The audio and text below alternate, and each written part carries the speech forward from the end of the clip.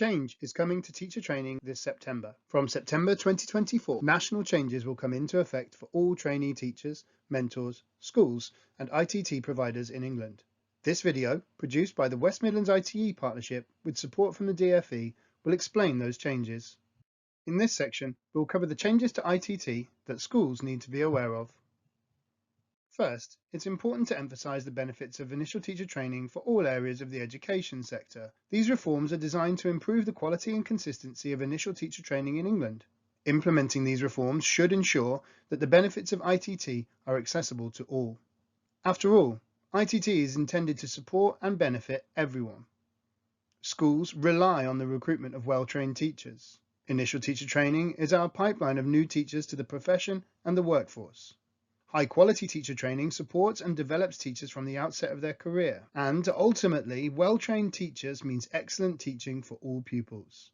Placements are essential for ITT. Schools who support initial teacher training by offering school placements keep the pipeline of new teachers open and help to grow the workforce. There are a range of ways that ITT supports schools and their staff. We get the chance to work with talented trainee teachers, supporting their development into the colleagues of the future. ITT gives substantial access to professional development for the teachers who coach and mentor trainees. It supports access to current research, practice, and innovations in education because of the strong evidence base behind ITT in England. Teachers and schools can also develop supportive partnerships with ITT providers. The ITT reforms came about as a result of the review of initial teacher training in England. It aims to ensure that all trainees receive high-quality training, that the ITT market remains big and resilient enough to deliver enough trainees for the future, and that ITT benefits all schools. So, what do the ITT reforms mean for schools? The most significant changes that schools need to be aware of are the changes to mentor time allocation and mentor training. From September, trainee teachers will be entitled to an hour and a half with their mentor each week during school-based placements. Schools shouldn't worry too much about the weekly time allocation change because the majority of mentors go beyond this requirement. These changes recognise and protect that time across the country. Schools do need to be aware of the changes to mentor training entitlements, which will be explained later on in this video. There's also a new, more strategic role for teaching school hubs in mapping, promoting and supporting ITT across their regions. The reforms also see the introduction of Intensive Training and Practice, or ITAP, a new element which must be part of all teacher training courses moving forward.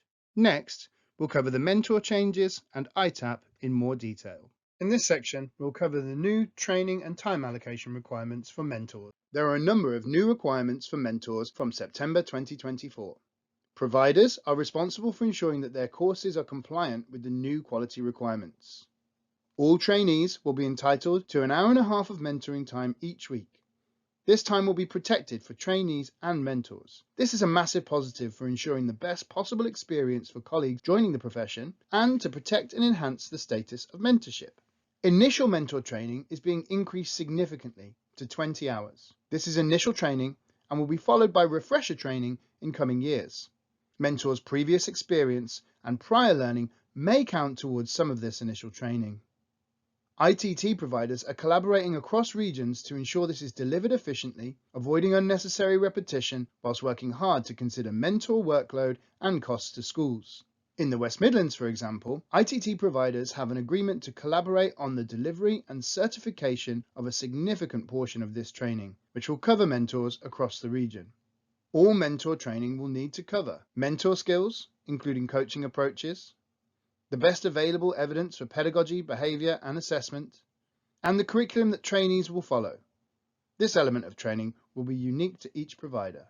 There are many benefits of mentoring for the mentor, mentee and for the school. For mentors, it offers them opportunities for development, it motivates them and gives them access to the best available learning. The CPD mentors receive develops them as an asset in their school to support pedagogical and curricular development. Mentors make placements work.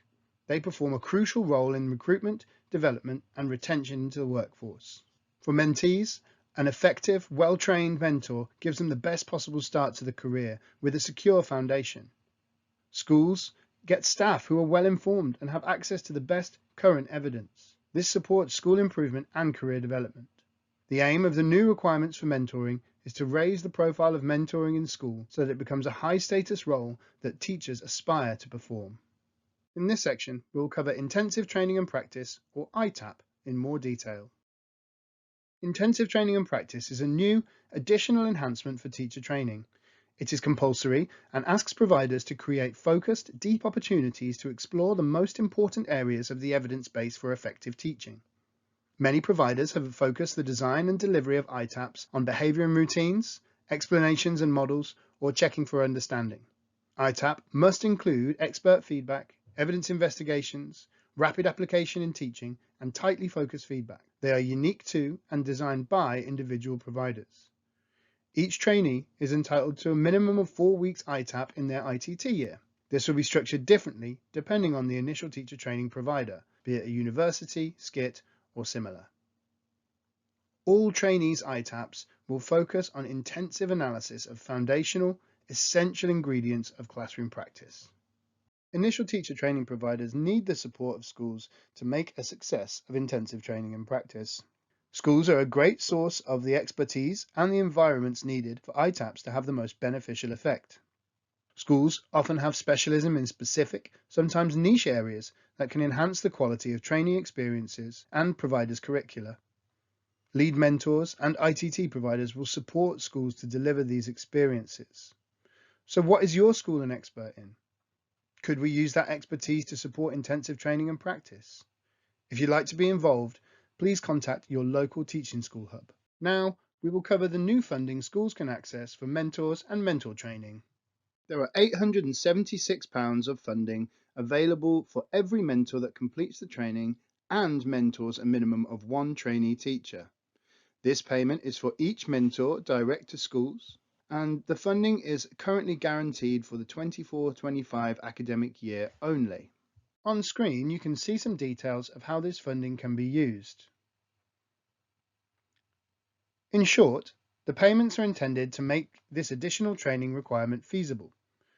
It can be used to pay for cover lessons while a teacher is training, covering the costs of time off in lieu caused by training, overtime payments where appropriate, and covering other costs necessary to reduce responsibilities to enable colleagues to engage with mentor training. This funding is claimed in arrears at the end of the 24-25 academic year. Schools can expect payment in the September to January window 25-26. In the coming months, further information will be released by the Department for Education on how to claim mentor funding. Finally, here are the key points to remember from this video. Mentors will need to complete 20 hours of initial training to be eligible to support trainee teachers in their school.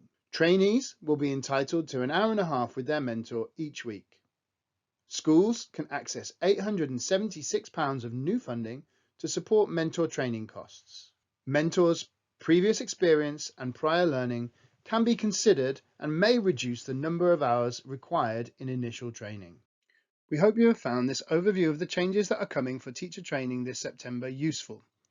If you want to get involved or offer a placement, please pause the video and make a note of the contact information on screen. Alternatively, use the links in the description below.